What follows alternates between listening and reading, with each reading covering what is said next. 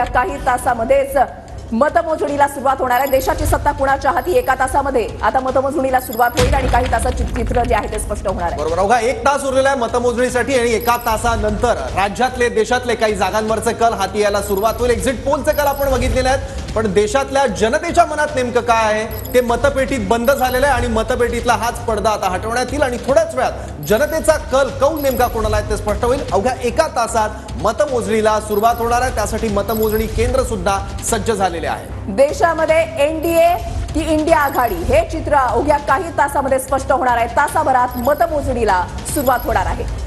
तर राज्यामधल्या प्रमुख लढती आपण या ठिकाणी पाहतोय। उत्तर मुंबई हाय प्रोफाईल लढत म्हणून याकडे पाहिलं जातं। भाजप पियुष गोयल आणि काँग्रेसचे भूषण पाटील यांच्यामध्ये टफ फाईट।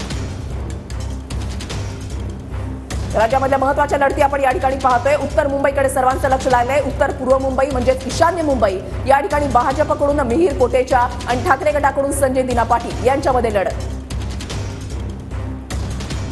मुंबईमध्ये 6 मतदारसंघ।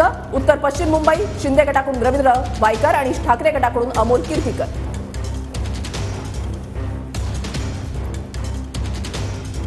उत्तर पश्चिम मुंबईमध्ये रवींद्र वायकर विरुद्ध अमोल कीर्तीकर अशी लढत आहे, तर दक्षिण मध्य मुंबईतून शिंदे गटाचे राहुल शेवाळे विरुद्ध ठाकरे गटाचे अनिल देसाई अशी ही लढत बघायला मिळते दक्षिण मध्य मुंबईमध्ये। त्यामुळे शिवसेनेचे दोन्ही गट आमने सामने आहेत। दक्षिण मुंबईत सुद्धा शिंदे गटाच्या यामिनी जाधव विरुद्ध ठाकरे गटाचे अरविंद सावंत अशी ही लढत आहे। शिवसेनेचे 2 गट पडल्यानंतर शिवसैनिकच आमने सामने आहेत, तर उत्तर मध्य मुंबईतून भाजपचे उज्ज्वल निकम विरुद्ध काँग्रेसच्या वर्षा गायकवाड या आमने सामने आहेत।